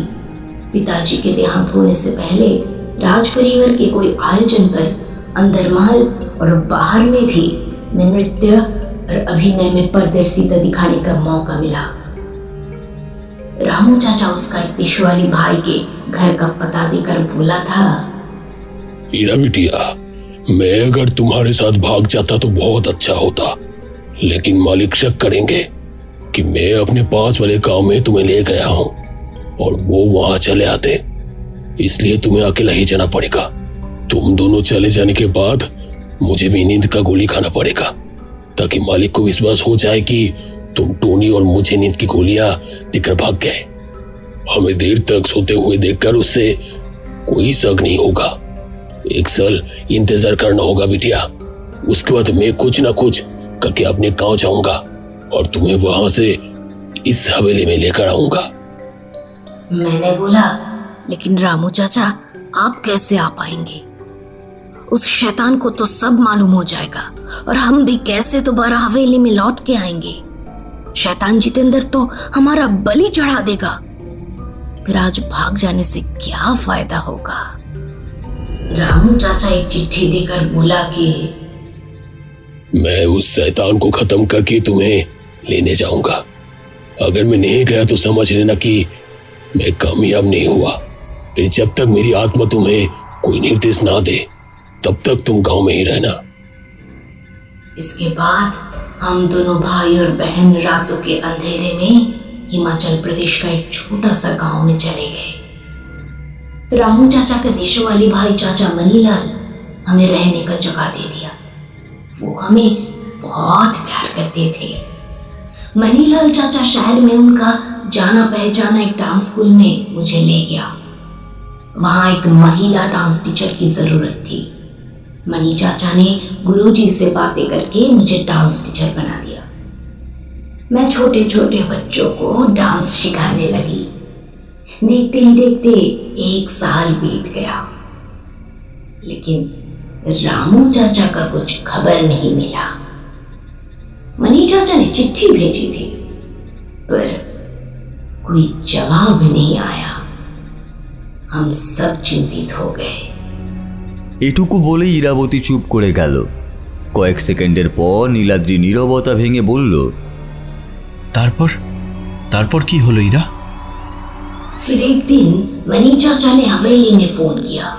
शैतान जितेंद्र ने बोला, पिछले महीने रामलाल झरने के पानी में स्नान करते समय नदी में गिर गया। हम समझ गए थे वो शैतान झूठ बोल रहा है। रामू चाचा को उसी ने मार डाला। इसके बाद धीरे धीरे मैं फेमस डांसर बन गई। मेरा नया नाम ईरानी दी गई। बड़े बड़े लोग मेरे नृत्य कला देखने आते थे। एक दिन मेरे एक भक्त की मदद से मुझे अभिनय करने की मौका भी मिली। मैं फेमस एक्ट्रेस भी बन गई। सब कुछ ठीक ठाक चल रहा था। अचानक एक दिन मेरे पास एक जासूस आया। उनके साथ और भी आदमी थे। सबके सब जासूसी करते थे। সে কি, তোমার কাছে সরকারি গোয়েন্দা? কিন্তু কেন? ইরাবতী বলল, हमारे देश की मूल्यवान मूर्ति चुरा के जो लोग विदेश में बेच देते हैं, उसे पकड़ने के लिए मुंह मांगती कीमत पर वो लोग मुझे मूर्ति चुराने वालों के मन बहला के सब खबर जासूस को देने की प्रस्ताव दे दी। लेकिन मैं अपना चरित्र कभी नहीं खोना चाहती थी, इसीलिए उन्हें ना कर दिए थे। तब वो लोग मुझे धमकी देकर बोला कि वो मेरे बारे में सब कुछ जानते हैं। अगर मैं राजी नहीं हुई तो वो हमें जितेंद्र के पास झारखंड के हवेली में ले जाएंगे, क्योंकि जितेंद्र जासूस को हमारी फोटो भेजकर तलाशी करने के लिए निर्देश दी है। वो जानते थे कि जितेंद्र बहुत बुरा आदमी है, इसीलिए उनसे छुटकारा पाने का एक ही रास्ता बचा है। वो लोग हमारी रक्षा करेंगे, बदले में हमें उनकी शर्त को मानना पड़ेगा। मेरी लाचारी थी, इसलिए राजी भी हो गई। এরপর ইরাবতী আর বেশিক্ষণ পার্থিব জগতে ওর অস্তিত্বকে টিকিয়ে রাখতে পারে না। বাকি দৃশ্যগুলো নীলাদ্রির মানুষ চোখকে ভেসে ওঠে। ইরাবতী ওদের শর্তে রাজি হওয়ায় ওর হাতে আরও টাকা পয়সা আসতে থাকে। ওদের সব অভাব মিটে যায়। মণি চাচার পরিবারকেও ইরাবতী টাকা পয়সা দিয়েই সাহায্য করে। একদিন চাচার কাছে কুমারকে রেখে ইরাবতীকে পাকাপাকিভাবে সরকারের দেওয়া একটি বাংলো বাড়িতে চলে যেতে হয়। ধীরে ধীরে তদন্ত কমিটির সবচেয়ে সাহসী ও শক্তিশালী সদস্য হ্যারিস রাও রাঠোরের সাথে ইরানি অর্থাৎ ইরাবতীর ভালোবাসার সম্পর্ক গড়ে ওঠে।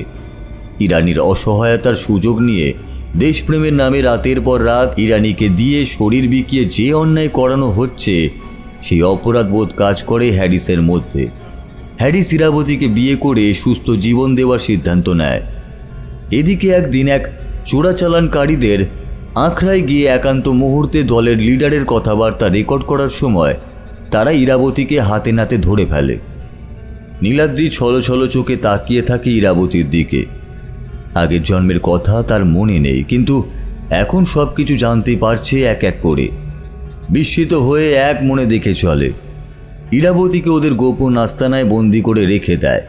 শর্ত ছিল এবার থেকে আমৃত্যু ওকে হয় পাচারকারীদের দলের হয়েই কাজ করতে হবে, অন্যথায় ইরাবতীকে মেরে ফেলা হবে।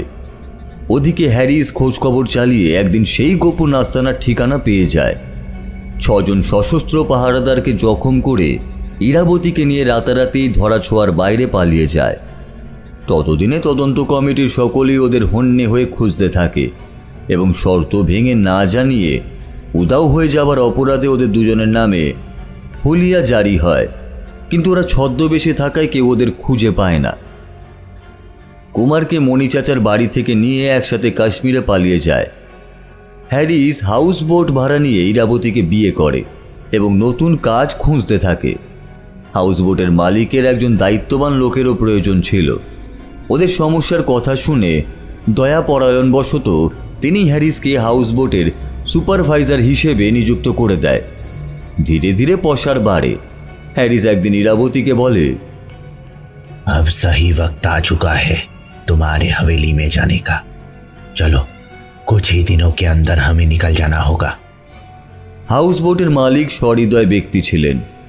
পথে যাতে কোনো বিপদ না হয় তার জন্য তিনি ওদের অর্থ ও লোকবল দিয়ে চলে যেতে সাহায্য করলেন। ঝাড়খণ্ড এসে কিছুদিন ওরা প্রাসাদের কাছাকাছি একটা পরিত্যক্ত পুরনো বাড়িতেই লুকিয়ে রইল। ইরাবতীর মন থেকে তবুও দুশ্চিন্তা গেল না। শয়তান জিতেন্দ্রকে না মারা পর্যন্ত ওর শান্তি ছিল না। হ্যারিস বলল, ईरा तुम चिंता मत करो, कुछ ना कुछ उपाय जरूर निकल आएगा। कल अमावस के काली रात खत्म होते ही परसों हम हवेली में जाएंगे। उस दिन शैतान जितेंद्र का उतना तेज नहीं रहेगा जितना अमावस के रात में होता है, वो थोड़ा निस्तेज रहेगा। हाँ, परसों ही जितेंद्र के जीवन का आखिरी रात होगा और फिर हम चैन की सांस लेंगे। অমাবস্যার পরের দিন তারা পরিকল্পনা মতো ইরাবতী ম্যানশনে চলে যায়। হ্যারিস আগেই দেখে নিয়েছিল রাতের কোন সময়টাতে টনি বাগানেই ছাড়া থাকে। ডিটেকটিভ এজেন্সিতে কাজ করার সুবাদে পশুদের অজ্ঞান করার ওষুধ হ্যারিসের জানাই ছিল। তারা টনিকে অজ্ঞান করে হাভেলির পিছনে গিয়ে লুকিয়ে থাকে। ঘুমোতে যাওয়ার আগে টনিকে দেখার জন্য জিতেন্দ্র প্রতি রাতে একবার করে দেখে যায়। জিতেন্দ্র বাগানে আসতেই ওরা পিছন থেকে ঝাঁপিয়ে পড়ে, ক্লোরোফর্ম শুকিয়ে অজ্ঞান করে দেয়। তারপর দুজনে একসাথে ওকে টানতে টানতে ওর সাধনা গৃহে নিয়ে আসে।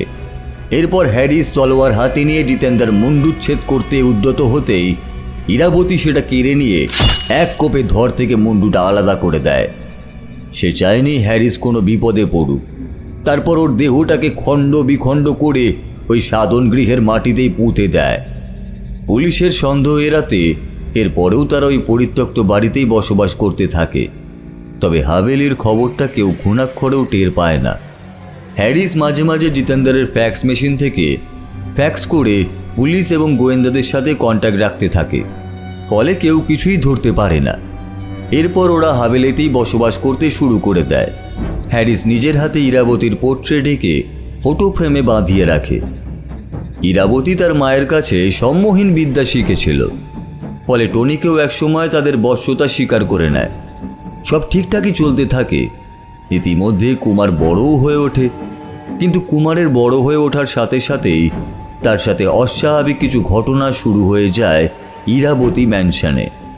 কুমারের 19 বছর বয়সের জন্মদিনে যখন সবাই আনন্দ করছে, তখন প্যাশ প্যাশে কণ্ঠে কেউ তার নাম ধরে ডাকে।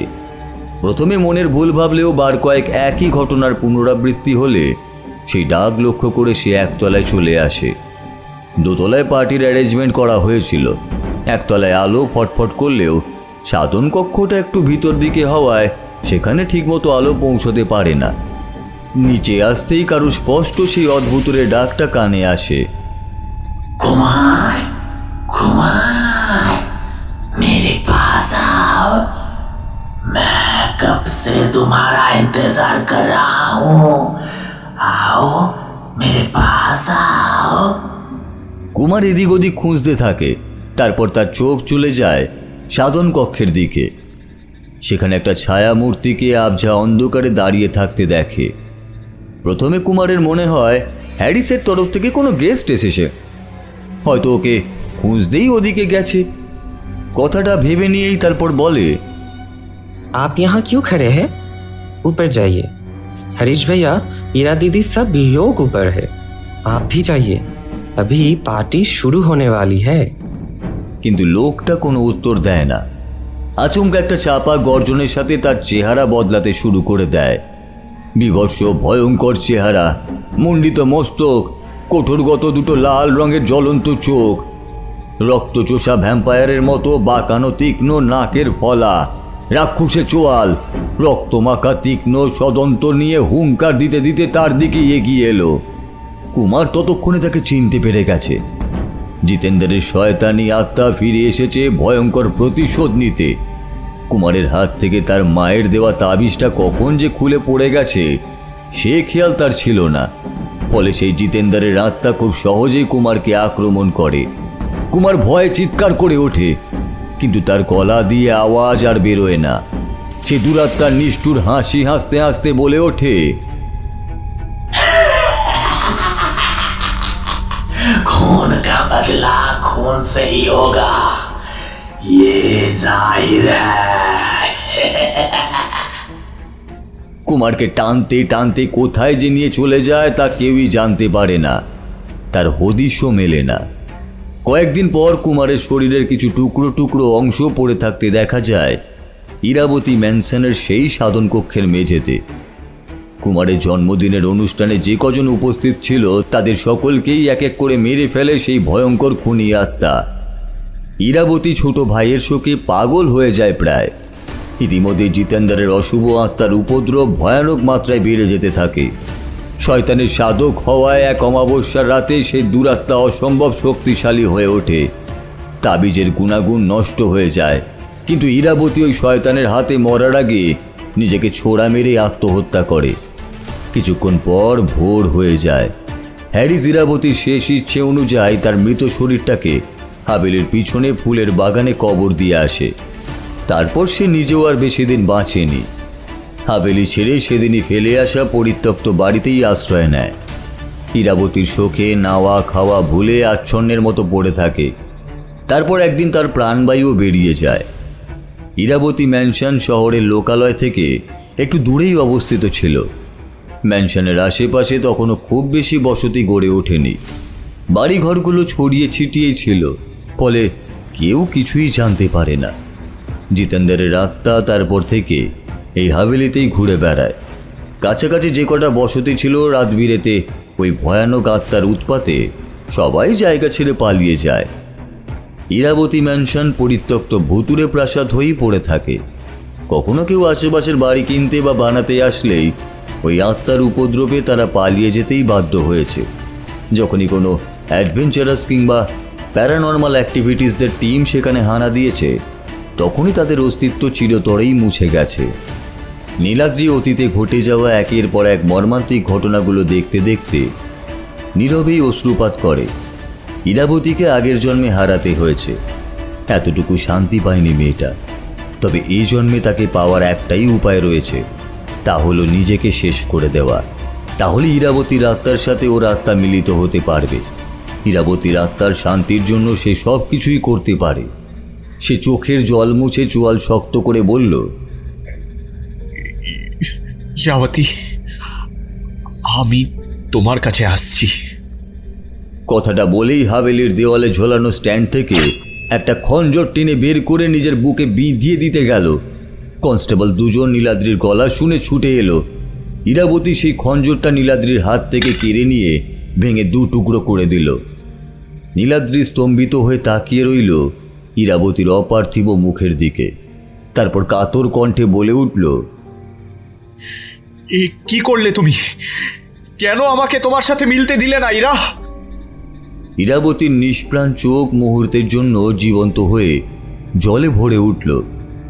নীলাদ্রি জানতে পারল এতগুলো বছর ধরে আত্মা হয়ে ঘুরে বেরিয়েছে, তবু সূক্ষ্ম দেহ ধারণ করে কেবলমাত্র মুষ্টিমেয় কিছু অতিলৌকিক ক্ষমতা অর্জন করেছে মাত্র। যেহেতু সে আত্মহত্যা করেছিল, তাই ওর ক্ষমতা অত্যন্তই সীমিত। শক্তিশালী আত্মা হতে গেলে তাকে আরও অনেকগুলো বছর পার করতে হবে। ওই শয়তানি আত্মার শক্তির কাছে প্রতি অমাবস্যায় তাকে হার মানতে হয়। আত্মা হয়েও ইরাবতী ওর শক্তিকে ধ্বংস করতে অক্ষম, কিন্তু সেই কাজ একমাত্র হ্যারিসই করতে পারে। এত বছর ধরে সে তাই নীলাদ্রিরই অপেক্ষায় অতৃপ্ত আত্মা হয়ে ঘুরে বেরিয়েছে। পূর্বজন্মের সেই অসমাপ্ত কাজটি ওকে এই জন্মে করতে হবে, এবং সেই কারণেই ওর পুনর্জন্ম হয়েছে। নীলাদ্রিকে উদাস দৃষ্টিতে তাকিয়ে থাকতে দেখে ইরাবতী বলল, देखो हरीश, अब मैं अतीत की पुरानी साया के अलावा और कुछ भी नहीं रही। मेरी आत्मा को तब तक शांति नहीं मिलेगी जब तक उस शैतानी आत्मा मेरे आसपास भटक रहा हो। तुम्हारे पिछले जन्म की ख्वाहिश अब इस जन्म में पूरा करने का एक ही तरीका है जिससे मैं भी मुक्त हो जाऊंगी। मेरी मुक्ति के लिए और मनुष्यों की भलाई के लिए, उस खतरनाक खूनी आत्मा को खत्म करने के लिए तुम्हें लॉ ऑफ अट्रैक्शन यानी कि सीक्रेट कोड 369 टेक्निक का इस्तेमाल करना पड़ेगा। तुम्हें अपनी इच्छा को 45 डेज तक लिखना होगा। ইরাবতীর কথা শুনে স্তম্ভিত হয়ে গেল নীলাদ্রি। এও কি সম্ভব? এসব তো গল্প কথায় শোনা যায়, অথবা কোনো সিদ্ধ তন্ত্র সাধক বা যোগ সাধকের সাধনা বা ধ্যান যোগ দ্বারা তা অনুসরণ করা সম্ভব। তাই নীলাদ্রি জিজ্ঞেস করল, যে পদ্ধতি তুমি বলছো, আমার মতো একজন সাধারণ মানুষের পক্ষে এই কাজ কিভাবে করা সম্ভব হতে পারে? ইরাবতী বলল, हमारे यूनिवर्स में इस तरह के ढेर सारे कमाल की चीज होता है, जादू होता है। बस उसे आजमा लेने का टेक्निक फॉलो करना चाहिए। सिर्फ ध्यान रखना होगा कि एक टाइम पर एक ही ख्वाहिश पूरी होता है।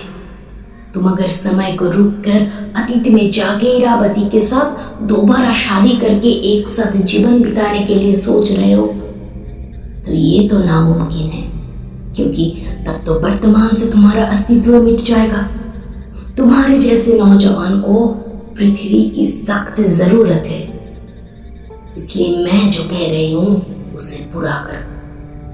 यति शास्त्रीय के अनुसार इस जन्म में तुम्हारा केतु बहुत स्ट्रांग है। भाग्यांक और मूलांक भी साथ साथ होने से तुम्हारा मैनिफेस्टेशन बहुत अच्छा है।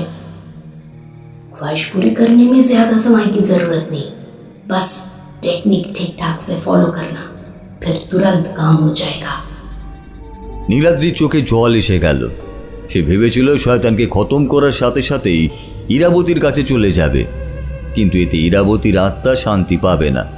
সে চায় তার হ্যারিস এই জন্মে নীলাদ্রির হয়ে দেশের জন্য 10-এর জন্য কাজ করুক। তাই ইরাবতীর ইচ্ছেকে সম্মান দিতে সে প্রথমে শয়তানকে তাড়াবার জন্য উঠে পড়ে লাগলো। ইরাবতীর কথা মতো গোপনে কাজ শুরু করে দিল। একটা নতুন লাল কালির কলম কিনে এনে সাদা পৃষ্ঠায় নিয়মমাফিক প্রতিদিন সকালে 3 বার, দুপুরে 6 বার এবং রাতে 9 বার করে নিজের ইচ্ছের কথা লিখে গেল টানা 45 দিন ধরে। এ কথা কাউকে জানানো নিষেধ ছিল। সে নির্দেশ যথাযথ পালন করেছে নীলাদ্রি। টেকনিক ফলো করতে করতে কিছুদিনের মধ্যেই সে তার চারপাশে কিছু অ্যাঞ্জেলস নাম্বার দেখতে শুরু করলো। যেমন একদিন একটা নতুন রুটের বাস 111 নম্বরটি দেখতে পেল। এছাড়াও 11,555 এই ধরনের সংখ্যাগুলো কখনো গাড়ির নাম্বার প্লেটে, বাড়ির নেম প্লেট, মোবাইলে, রিসর্টে যেখানে সেখানে চোখে পড়তে থাকে। তারপর একদিন রিসর্টের বাইরে হাঁটাহাঁটি করার সময় টিলার ওপর গাছতলায়, এমনকি স্বপ্নেও পাখির সাদা কিংবা রঙিন পালক দেখতে পায়। এর মধ্যে একটা দুঃখজনক ঘটনাও ঘটে যায়। তাদের গাইড রাজেন্দ্রলাল পাণ্ডেজি হসপিটাল থেকে ডিসচার্জ হওয়ার পর ট্রমায় আচ্ছন্ন হয়ে ডিপার্টমেন্ট ছেড়ে চলে যান। নীলাদ্রির টিম এবং প্যারানর্মাল রিসার্চ সেন্টারের জন্য এটা একটা মস্ত বড় ক্ষয়ক্ষতির বিষয় হয়ে দাঁড়ালো। সব কিছুই একে একে মিলে গেল ইরাবতীর বলা পদ্ধতির সাথে, এবং নীলাদ্রি টের পেল তার ইচ্ছে পূরণ হতে খুব বেশি আর দেরি নেই।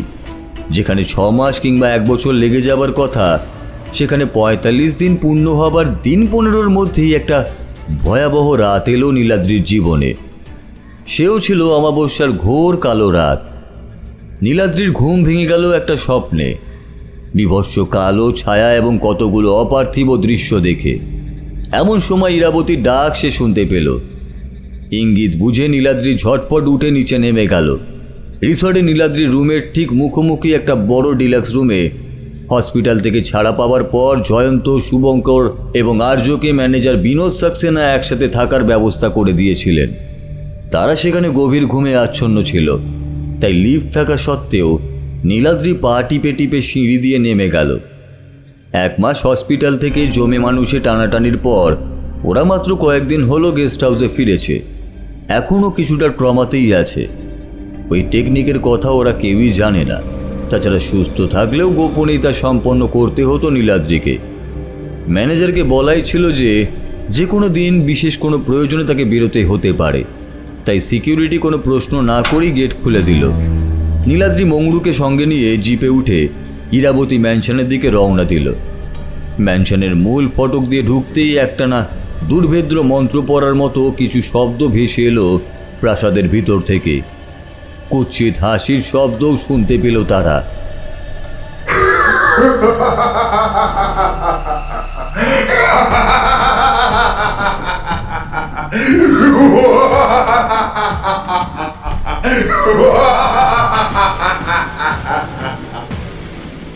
আর হিম করা সেই শব্দ শুনে পিলে চমকে গেল তাদের দুজনেরই। নীলাদ্রি চোখ বুজে তার ইচ্ছের কথা মনে মনে মন্ত্রের মতোই বারবার বলতে লাগলো। কিছুক্ষণ পর বৃষ্টির ডানা ঝাপটানোর শব্দ শুনে চমকে উঠল নীলাদ্রি। নিশাচর পাখি ভেবে আকাশের দিকে তাকাতেই কালো মেঘ ছাড়া আর কিছুই নজরে এলো না। অথচ ডানা ঝাপটানোর শব্দ হতে থাকলো ক্রমাগত।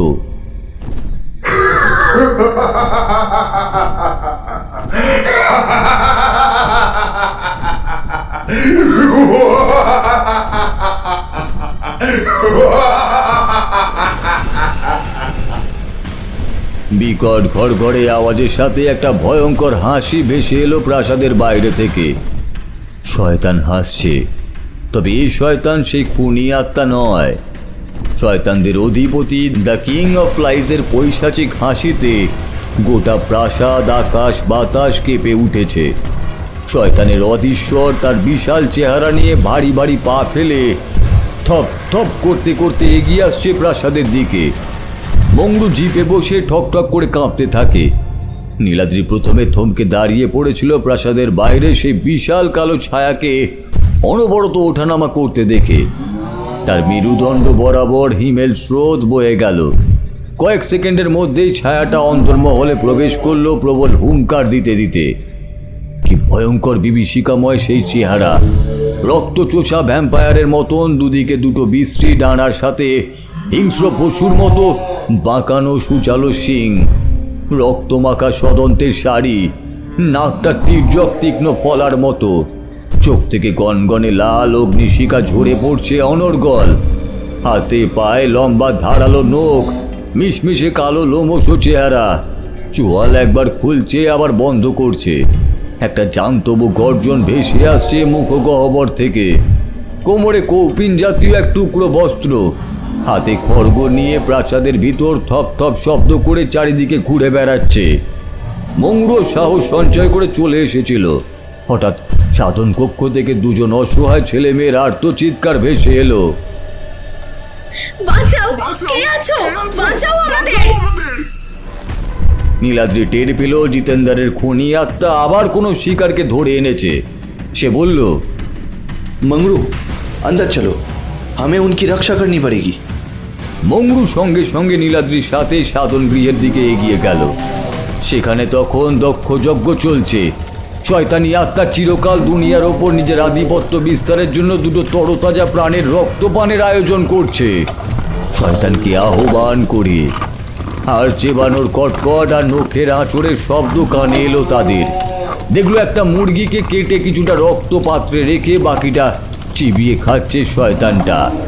এবার ছেলে মেয়ে দুটো দিকে এগিয়ে গেল। এমন সময় মংড়ু আর নীলাদ্রি ওদের বাঁচাতে কক্ষে ঢুকতেই জিতেন্দ্রের আত্মা তার শিকার ছেড়ে ওদের আক্রমণ করতে গেল। আর ঠিক সেই মুহূর্তে দ্য কিং অফ ফ্লাইজ ওই খুনি আত্মার সামনে এসে উপস্থিত হলো। আনন্দে আত্মহারা হয়ে সেই খুনি আত্মা ভাবল শয়তানদের অধিপতি বুঝি তার ডাকে সাড়া দিয়ে ওর শয়তানি আত্মাকে অমরত্ব দিতে এসেছে। কিন্তু সেই অপশক্তি ভুল ভেবেছিল। দ্য কিং অফ ফ্লাইজ যজ্ঞকুণ্ডের একটা পোড়া কাঠ অপশক্তির গায়ে ঠেকিয়ে বিড়বিড় করে পৈশাচিক গুপ্ত মন্ত্র পড়ে তাকে একটা কুণ্ডলি পাকানো ধোঁয়াটে অবয়বে পরিণত করে দেয়। তারপর সেই আত্মাকে ডিব্বুক বক্সে বন্দি করে ফেলে।